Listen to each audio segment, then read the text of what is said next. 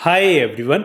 आप सभी लोगों को याद होगा कि जो 55th जीएसटी काउंसिल मीटिंग हुई थी उसके अंदर गवर्नमेंट ने काफ़ी सारे गुड्स के रिगार्डिंग, उनके क्लासिफिकेशन के रिगार्डिंग, उनके ऊपर क्या जीएसटी रेट लगेगी उसके रिगार्डिंग एक क्लैरिफिकेशन इशू करने की बात की थी। और उसके अंदर हमें काफ़ी सारे रिकमेंडेशंस भी देखने मिले थे, जो रिकमेंडेशंस आई थी, जो प्रेस रिलीज आई थी 55th जीएसटी काउंसिल के बाद।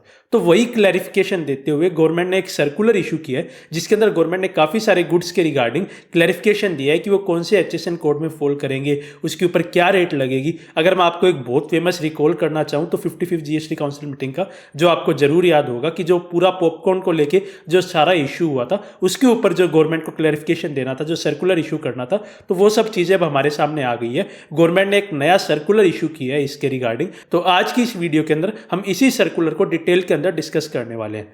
तो इसे डिस्कस करने के लिए हम डायरेक्टली हमारी स्क्रीन के ऊपर चलते हैं। तो गवर्नमेंट ने ये नया सर्कुलर नंबर 247/4/2025 जीएसटी इशू किया। और ये सर्कुलर कब आया है? 14 फरवरी 2025 को आया है।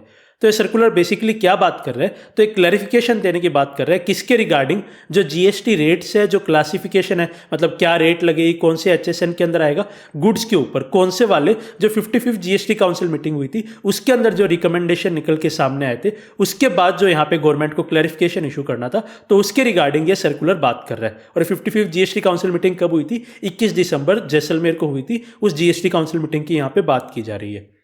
तो इसके अंदर सबसे पहले जो यहाँ पे ये बात कर रहे हैं वो बात कर रहे हैं कि जो आपका पेपर के रिगार्डिंग था, पेपर कौन से, जो जेनस पाइपर वाली थी। तो पाइप जेनस क्या हो जाता है? कोई एक कैटेगरी हो गई, यूँ मान लीजिए कि उसकी जो पेपर है उसके रिगार्डिंग यहाँ बात कर रहे हैं। तो सिंपल टर्म्स में जो आपकी ब्लैक पेपर वगैरह है उनके रिगार्डिंग यहाँ पे बता रहे हैं कि उसका यहाँ पे कौन से क्लासिफिकेशन के अंदर आएगा, कौन से एचएसएन में आएगा, उसके ऊपर क्या जीएसटी की रेट लगेगी। तो ये यहाँ पे सबसे पहले बताते हैं कि जो पेपर है, चाहे वो ग्रीन पेपर हो, जो फ्रेश पेपर है, या फिर जो आपकी व्हाइट पेपर है, जो आपकी ब्लैक पेपर है, वो कौन से एचएसएन कोड के अंदर कवर होगी। तो यहाँ पे बताते हैं कि वो एचएसएन कोड 0904 के अंदर कवर होगी और वहाँ पे 5% जीएसटी लगेगा। तो अब ये 0904 तो हो गया आपका एचएसएन कोड। और ये आपको कहाँ मिलेगा? जो आपका रेट नोटिफिकेशन है 1/2017 सीटी रेट का जो आपका नोटिफिकेशन है, उसका जो आपका शेड्यूल 1 है, उसका सीरियल नंबर 38 में आपको ये एचएसएन कोड देखने को मिलेगा। और यहाँ पे 5% की जीएसटी रेट लगेगी। दूसरा यहाँ पे इशू आता है कि मान लीजिए तो नॉर्मल कोई बिजनेसमैन सेल कर रहा है, कोई और पर्सन सेल कर रहा है। अब मान लीजिए एक फार्मर है, एक किसान है, वो अपने खेत के अंदर उगा के पेपर सेल कर रहा है, तो क्या उसके ऊपर भी ये 5% जीएसटी लगा दें? तो यहाँ पे भी गवर्नमेंट ने ये भी चीज़ क्लैरिफाई की है कि जो सप्लाई हो रही है ड्राइड पेपर की एक एग्रीकल्चरिस्ट के द्वारा, मान लीजिए एक किसान है, उसके द्वारा अगर एक किसान के द्वारा ड्राइड पेपर सप्लाई की जा रही है, जो अपने प्लांटेशन है उसके वहां से ये ड्राइड पेपर सप्लाई की जा रही है, तो आपको ध्यान होगा कि सेक्शन 23(1)(b बेसिकली क्या बात करते हैं कि वो एग्रीकल्चरिस्ट, कौन से एग्रीकल्चरिस्ट जिन्हें डिफाइन किया गया सेक्शन 27 के अंदर, तो वो जो सप्लाई कर रहे हैं अपने खुद के प्रोड्यूस से, अपने खेत के अंदर उगा के उनकी चीज़ों की सप्लाई कर रहे हैं, तो वहां पे उन्हें रजिस्ट्रेशन लेने की यहाँ पे लायबिलिटी नहीं आती। तो यहाँ पे आगे बात करते हैं, ये चीज़ क्लैरिफाई करते हैं कि ऐसे एग्रीकल्चरिस्ट जो ड्राइड पेपर सप्लाई कर रहे हैं अपने खेत से उगा के और उन्हें आगे रजिस्ट्रेशन की लायबिलिटी नहीं है सेक्शन 23(1) के अंदर, तो वो जीएसटी के अंदर एग्जेम्प्ट मानी जाएगी वो सप्लाईज। तो बेसिकली मान लीजिए कोई normal person dry paper supply कर रहा है, आपकी green pepper, white paper supply कर रहा है, तो उनके ऊपर 5% की जीएसटी रेट लगेगी। एचएसएन हो जाएगा 0904। अब कोई किसान है, एग्रीकल्चरिस्ट है, अगर वो सप्लाई कर रहा है तो वहां पे उसे एग्जेम्प्ट मानते हुए कोई भी यहाँ पे उसके ऊपर जीएसटी की लायबिलिटी की बात नहीं की जाएगी। दूसरी, ये पेपर के बाद बात करते हैं जो रेसिन्स है, जो आपकी रेसिन्स होती है उसके ऊपर क्या लगेगा। और ये रेसिन्स किसके रिगार्डिंग बात कर रहे हैं कि अगर कोई एग्रीकल्चरिस्ट रेसिन सप्लाई कर रहा है, तो यहाँ पे भी वो सेम बात आ जाती है जो हमने पेपर के अंदर देखी कि सिंस वो रजिस्ट्रेशन के लिए लायबल नहीं है सेक्शन 21(3) की अकॉर्डेंस के अंदर, तो उसे यहाँ पे एग्जेम्प्ट माना जाएगा जीएसटी से। तो वहाँ पे उसे यहाँ पे भी कोई जीएसटी पे नहीं करना अगर कोई एग्रीकल्चरिस्ट रेसिन सप्लाई कर रहा है, तो सेम बात यहाँ पे पेपर की बात यहाँ पे भी अप्लाई कर रही है। अगली चीज जो सबसे हॉट टॉपिक था 55th जीएसटी काउंसिल मीटिंग का कि पॉपकॉर्न के ऊपर क्या होगा, जो रेडी टू ईट पॉपकॉर्न है उसके ऊपर जीएसटी की रेट क्या लगेगी। तो हमने उस वक्त भी डिस्कस किया था कि गवर्नमेंट अल्टीमेटली पॉपकॉर्न के ऊपर कोई भी रेट चेंज नहीं कर रही, गवर्नमेंट बस क्लैरिफिकेशन दे रही है, एक सर्कुलर यहाँ पे लाके बता रही है कि पॉपकॉर्न के ऊपर एक्चुअली में रेट क्या चलता आ रहा था ताकि उसके ऊपर डिस्प्यूट ना हो। तो गवर्नमेंट ने यहाँ पे क्या बोला कि जो mixed with salt and spices है, मतलब जहाँ पे नमकीन पॉपकॉर्न्स है वहाँ पे क्या होगा, वो रेडी टू ईट पॉपकॉर्न जहाँ पे mixed with salt and spices है वो आपके एचएसएन कोड 21069099 के अंदर फॉल करेगी। और वहाँ पे 5% जीएसटी लगेगा अगर वो प्री पैकेज्ड और लेबल्ड नहीं है।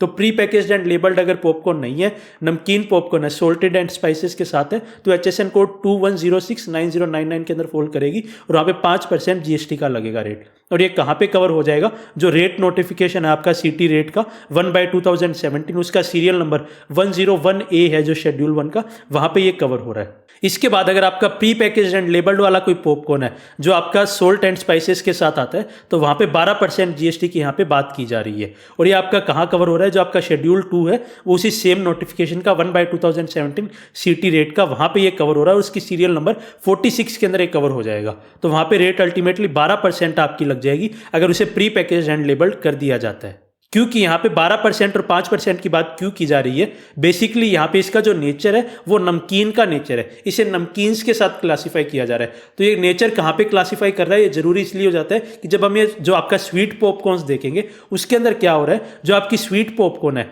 कैरमल वाली पॉपकॉर्न्स होगी मान लीजिए, तो उसे वहाँ पे आपको इसके अंदर क्लासीफाई नहीं किया जा रहा नमकीन्स के अंदर, उसे आपको क्लासीफाई किया जा रहा है शुगर कन्फेक्शनरी के अंदर। तो उसका कैरेक्टर बेसिकली गवर्नमेंट बोल रही है उसका शुगर कन्फेक्शनरी का नेचर हो गया, जो आपकी कैरमल पॉपकॉर्न्स है उसका, और वहाँ पे क्लासीफाई हो जाएगी HSN 17049090 के अंदर, और वहाँ पे 18% GST की यहाँ पे बात आ जाएगी।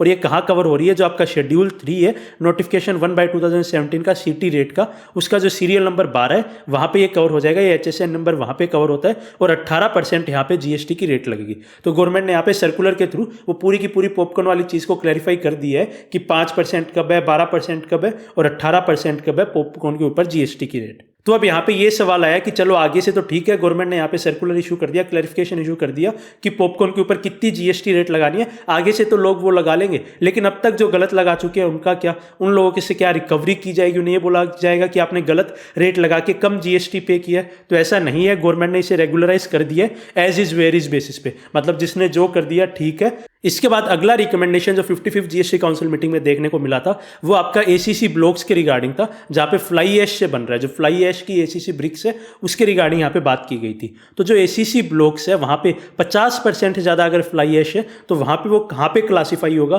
क्या GST की रेट वहाँ पे लगेगी, तो उसके रिगार्डिंग ये सर्कुलर यहाँ पे बात कर रहा है। तो यहाँ पे अगले पैराग्राफ में समझाते हैं कि जो आपकी फ्लाई ऐश ब्रिक्स है, फ्लाई ऐश एग्रीगेटर्स है, फ्लाई ऐश ब्लॉक्स है, वो कहाँ क्लासीफाई होते हैं? वो HSN कोड 6815 के अंदर क्लासीफाई होते हैं और वहाँ पे 12% GST यहाँ पे लगने की बात की जाती है। आगे ये बताते हैं कि जो आर्टिकल्स है सीमेंट के हैं, कंक्रीट के हैं, आर्टिफिशियल स्टोन के हैं, चाहे वो वेदर और नॉट रीएनफोर्स्ड हो, वो कहाँ पे क्लासीफाई होते हैं? HSN कोड 6810 में होते हैं और वहाँ पे 18% GST लग जाता है। तो ये चीज़ यहाँ पे समझाने का क्या सिग्निफिकेंस बना, तो इसका सिग्निफिकेंस यहाँ पे क्या है ये चीज़ समझाने का, तो ये चीज़ हमें अगले पैराग्राफ से समझ आएगी।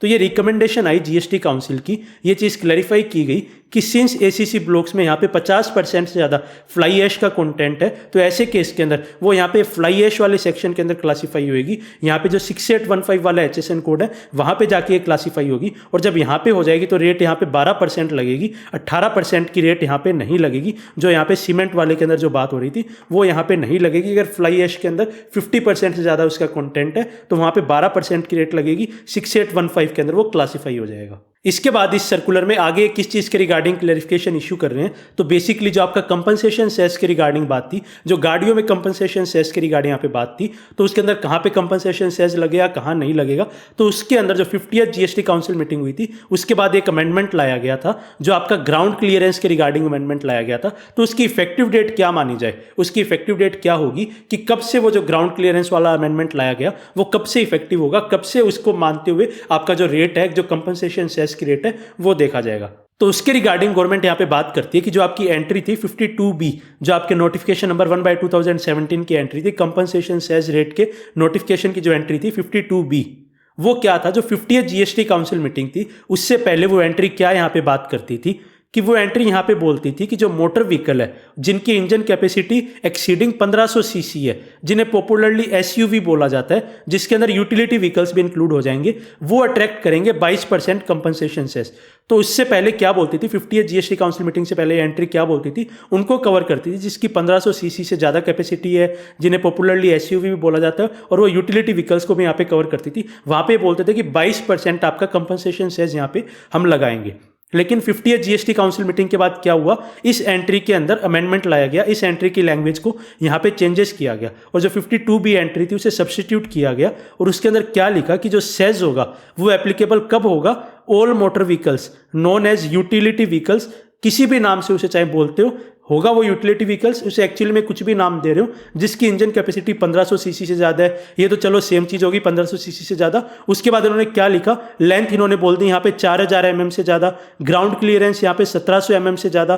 तो ये चीज़ यहाँ पे इन्होंने जो आपकी 52B एंट्री थी कंपनसेशन सेज वाले नोटिफिकेशन की, उसके अंदर यहाँ पे इन्होंने ऐड की 50th जीएसटी काउंसिल मीटिंग के बाद। तो अब ये सवाल उठता है कि ये आपका इफेक्टिव कब से होगा, कब से आपको ये नए वाली एंट्री देखनी है, तो उसके रिगार्डिंग यहाँ पे क्लैरिफिकेशन गवर्नमेंट दे रही है। तो यहाँ पे ये पैराग्राफ 5.3 में ये चीज़ क्लैरिफाई करते हैं कि ये चीज़ क्लैरिफाई की जा रही है कि जो अमेंडमेंट लाया गया था, जो नोटिफिकेशन 3/2023 के थ्रू लाया गया था, जो एंट्री हमने देखी उसके अंदर जो अमेंडमेंट लाया गया था, तो वो कब से इफेक्टिव होगा, वो सिंस 26/7/2023 से लाया गया था, तो वो अप्लाई भी करेगा आफ्टर 26/7/2023। तो ये यहाँ पे आपके जो एडिशनल कंडीशन की यहाँ पे बात की गई थी, ये आपको 26/7/2023 के बाद ही देखनी है, उससे पहले जो अमेंडमेंट से पहले वाली बात है उसी को देखते हुए कंपनसेशन सेस की यहाँ पे बात करनी है। तो ये क्लैरिफिकेशन गवर्नमेंट ने कंपनसेशन सेस के रिगार्डिंग भी यहाँ पे इशू किया, जो 55th जीएसटी काउंसिल मीटिंग का रिकमेंडेशन था। उसके बाद ये सारे के सारे जो भी क्लैरिफिकेशन है वो इस सर्कुलर के थ्रू गवर्नमेंट ने यहाँ पे इशू किए हैं। तो आई होप आपको हमारे इस पूरे डिटेल डिस्कशन के थ्रू गवर्नमेंट ने जो नया सर्कुलर इशू किया है, जो यहाँ पे गवर्नमेंट ने क्लासिफिकेशन के रिगार्डिंग, रेट के रिगार्डिंग ये जो नया सर्कुलर इशू किया है 55th जीएसटी काउंसिल मीटिंग के रिकमेंडेशन के बाद, उसके रिगार्डिंग एक कंप्लीट क्लैरिटी मिली होगी और ये वीडियो आपके लिए हेल्पफुल रही होगी। So finally thanks for watching and stay tuned.